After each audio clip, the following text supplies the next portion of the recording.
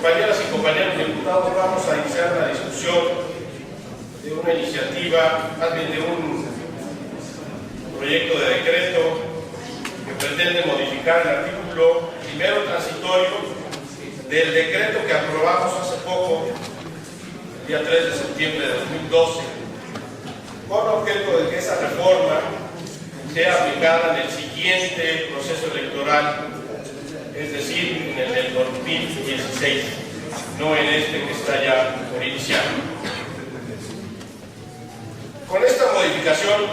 el Congreso del Estado pretende evitar la contradicción del decreto vigente con la Constitución Federal que surgió por aprobar una reforma electoral en los 90 días previos al inicio de dicho proceso,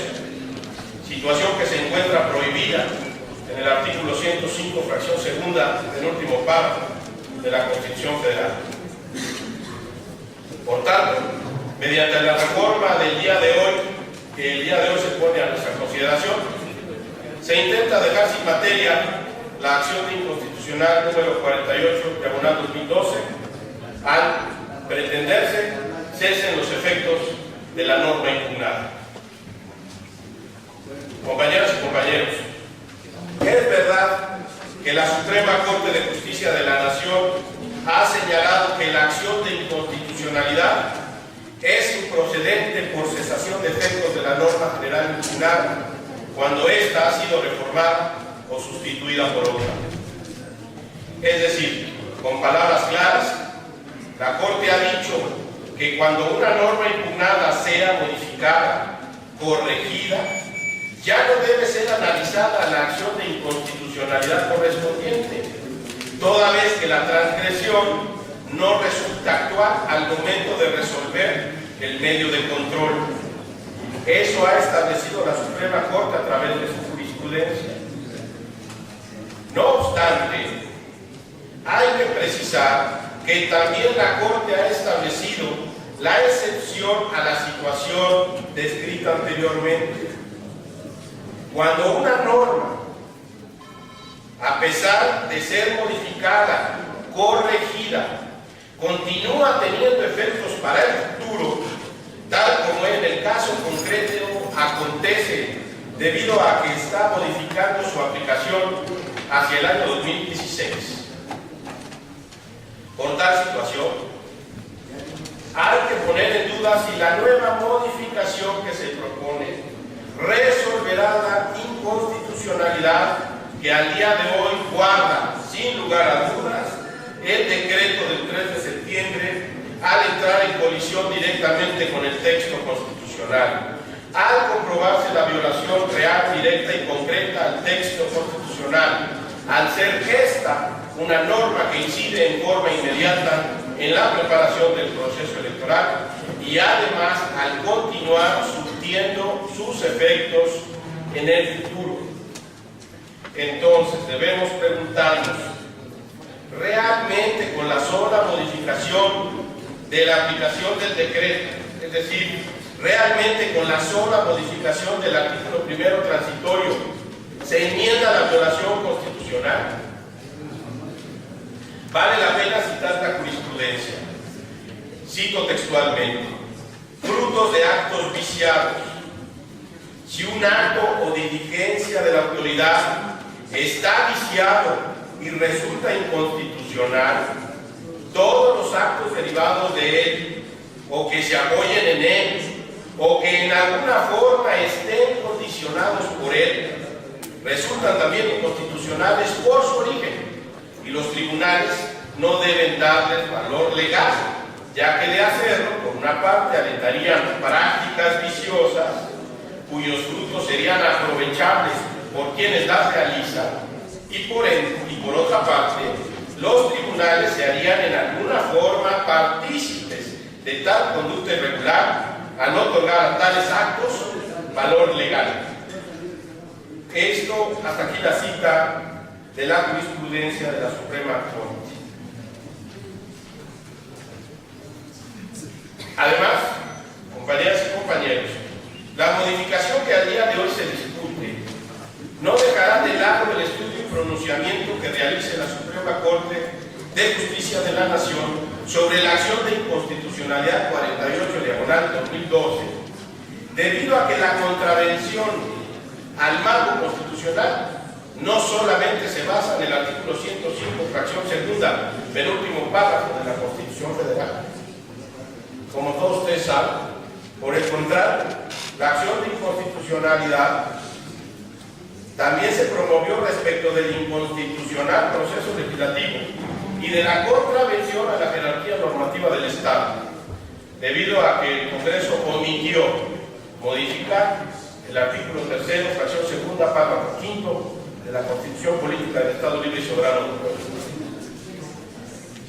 Respecto del proceso legislativo, podemos señalar las siguientes violaciones: convocatoria irregular y envía INAVI para realizar la comisión permanente el día 3 de septiembre de 2012. La convocatoria a la Comisión de Gobernación y Puntos Constitucionales no se realizó con 48 horas de anticipación, plazo previsto en el artículo 105 de la Ley Orgánica del Poder Legislativo. La convocatoria a la Comisión de Gobernación y Puntos Constitucionales tampoco respetó la facultad de su presidente para realizar la cita. La Comisión Permanente fue omisa en cumplir con lo dispuesto en el artículo 61, fracción primera de la Constitución Política del Estado, la cual precisa que cuando convoque a sesión extraordinaria deberá escuchar la opinión del Ejecutivo. El Congreso contravino lo dispuesto por el artículo 51 de nuestra Constitución local, debido a que no convocó ni realizó reunión preparatoria que diera paso a la extraordinaria. El Congreso del Estado no respetó el 158, fracción cuarta de la Ley Orgánica del Poder Legislativo, en el cual se precisa que la sesión extraordinaria debió de calificarse de urgente por las 2/3 partes de los diputados. El Congreso del Estado no respetó el plazo para convocar a la sesión extraordinaria establecido en el artículo 161 de su Ley Orgánica, 24 horas de anticipación. Respecto de la contravención a la jerarquía normativa identificada en la falta de modificación del artículo 3, fracción segunda, párrafo quinto de la Constitución del Estado, podemos señalar: todo orden jurídico es un sistema de normas que constituye una unidad, la cual está determinada por el hecho de que la creación de la de grado menor se encuentra subordinada por otra de grado mayor, y así sucesivamente hasta llegar a la norma de rango superior, que es nuestra Carta Magna, en la cual se funda la validez de todo el ordenamiento jurídico. Por lo tanto, compañeras y compañeros diputados, al no modificar el artículo 3, fracción segunda, párrafo quinto de la Constitución Política de nuestro Estado, el cual establece que el proceso electoral iniciará la segunda semana del mes de noviembre, y al crear una norma que establece que el proceso electoral iniciará el mes de febrero, resulta evidente la contradicción en que incurrió el decreto del 3 de septiembre, violando la jerarquía normativa del Estado. El problema no es únicamente la violación a la jerarquía de normas estatales, sino que, por ello, dicha violación rompe con el Pacto Federal establecidos en los artículos 40 y 41 de la Constitución Política de los Estados Unidos Mexicanos. Lo anterior, porque el decreto vigente, que es el que aprobamos el 3 de septiembre, aprobó la mayoría el 3 de septiembre, se apartó del principio de legalidad, artículos 14 y 16 de la Constitución Federal, al no respetar la jerarquía de normas estatal que debe revestir cualquier acto legislativo. Sencillamente, el decreto vigente no respeta los principios de nuestra Carta Magna. En razón de lo anterior, la reforma que el día de hoy se pretende aprobar no resolverá los problemas del decreto del 3 de septiembre, los defectos, las debilidades del decreto del 3 de septiembre de 2012. Por el contrario, lamentablemente, debemos esperar que la Suprema Corte emita la resolución respectiva, invalidando la norma e incluso el decreto que hoy mismo se pretende aprobar y que pretende modificar el multicitado decreto del 3 de septiembre. Dicho lo anterior, con todo respeto y apelando a la inteligencia, a la libertad de cada legislador. Respetuosísimamente